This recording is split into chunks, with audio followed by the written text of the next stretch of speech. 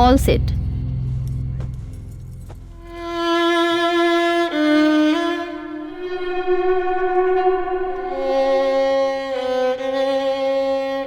अदालत में आज की कार्रवाई शुरू की जाए। Thank you milord. Your honour, जैसा कि मेरे मुवक्किल प्रभात और उनके परिवार वालों ने इसी अदालत में पिछली दफा बताया था कि मधु जी उनके परिवार के बहू बनने के काबिल ही नहीं है। ये बात उनके परिवार वालों ने भी स्वीकार की है, लेकिन ऑब्जेक्शन मिलॉर्ड। मधु की खामोशी को मेरे काबिल दोस्त ने कैसे कबूलनामा मान लिया? Objection overruled. You sit. You may proceed. Thank you milord. Your honour, case बिल्कुल साफ है। 6 महीने पहले मेरे मुवक्किल प्रभात और मधु जी ने डाइवोर्स फाइल किया था, जो 6 महीने की अवधि आज समाप्त होती है।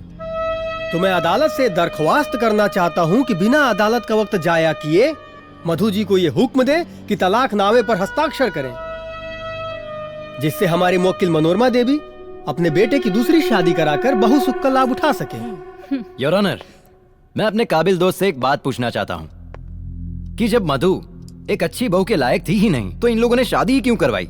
योर ऑनर, मैं अपने काबिल दोस्त को बताना चाहूंगा कि शादी विवाह एक पारिवारिक गाठजोड़ होती है। परिवार के मान मर्यादा को ध्यान में रखते हुए बहुत सारी बातें छुपा ली जाती है। योर ऑनर, इस केस में भी सेम टू सेम ऐसा ही हुआ। पर जब मधु जी शादी करके प्रभात के घर पर आई तो धीरे धीरे उनका रंग खुलता गया और उनका असली चेहरा सामने आया, जिससे पता चला कि वो घर में रहने के लायक ही नहीं है। मिलॉर्ड, मैं अपने काबिल दोस्त से यह भी पूछना चाहता हूँ कि एक लायक बहू का क्या मापदंड होता है?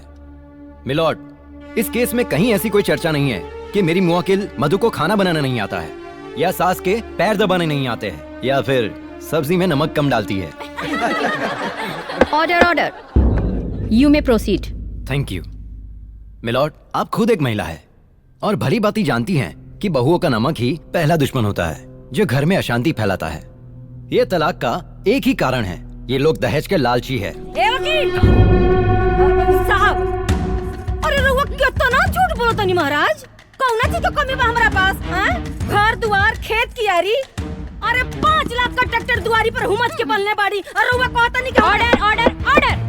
मनोरमा जी, ये कोर्ट है, आपका घर नहीं है। आपको जो भी बातें बोलनी है कटघरे में आके बोलिए। अरे माई, मिलॉर्ड, मैं अपने मुवक्किल मधु जी को कटघरे में बुलाने की इजाजत चाहता हूँ। इजाजत है।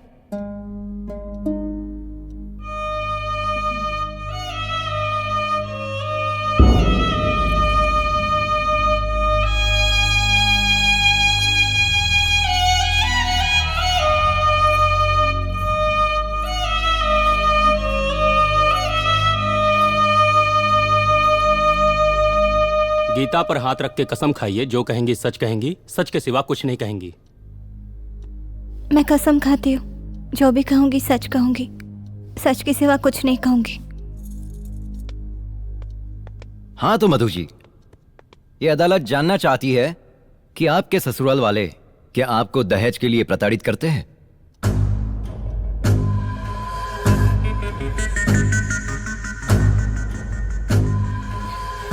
नहीं सर। सच बोलिए, झूठ नहीं। ऑब्जेक्शन मिलॉर्ड, मेरे काबिल दोस्त मधु जी को गुमराह कर कर उनसे सच से झूठ बुलवाना चाहते हैं। Objection overruled. बैठ जाइए। You may proceed. Thank you my lord. Milord, आप देख रही है ना, मधु आज भी इस परिवार को अपना परिवार समझती है, समाज में सम्मान देती है। तो क्या इस परिवार को मधु को सम्मान देने की जरूरत नहीं है? योर ऑनर, महज सम्मान देने से ही किसी का नेचर का पता नहीं चलता है।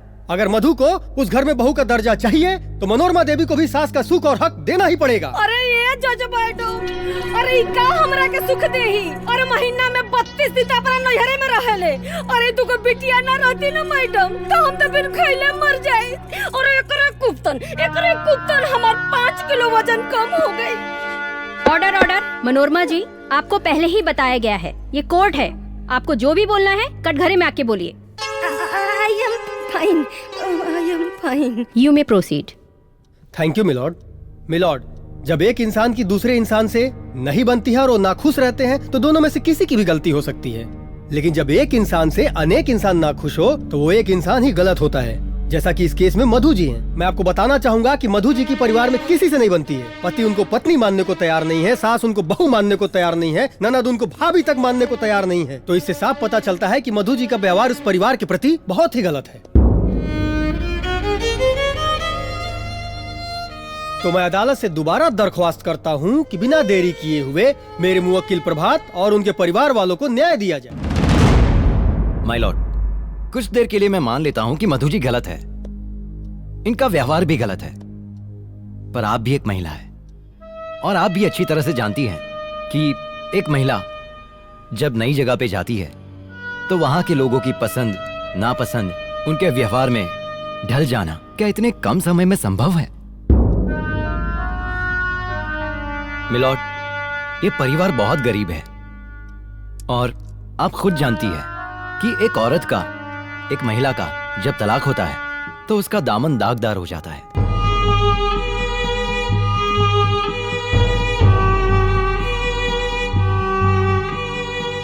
यह आप अच्छी तरह से समझती है। क्या मधु को थोड़ा सा और वक्त नहीं मिलना चाहिए?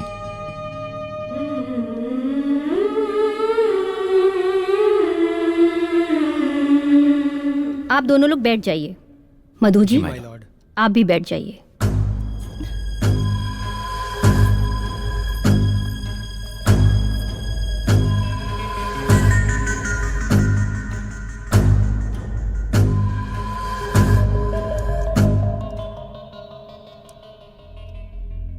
अदालत हमेशा सबूतों और गवाहों के आधार पर ही निर्णय लेता है।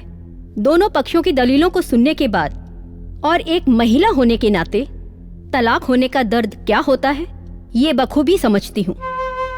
इसलिए मधु को 1 महीने का और वक्त दिया जाता है। अगर इस 1 महीने के दौरान अगर मधु अपने ससुराल वालों का दिल जीत लेती है तब तो ठीक है, वरना तलाकनामे पर हस्ताक्षर करेंगी। कोर्ट मधु के पति को ये आदेश देता है कि वो मधु को सम्मान पूर्वक अपने घर ले जाए। Court is adjourn for today.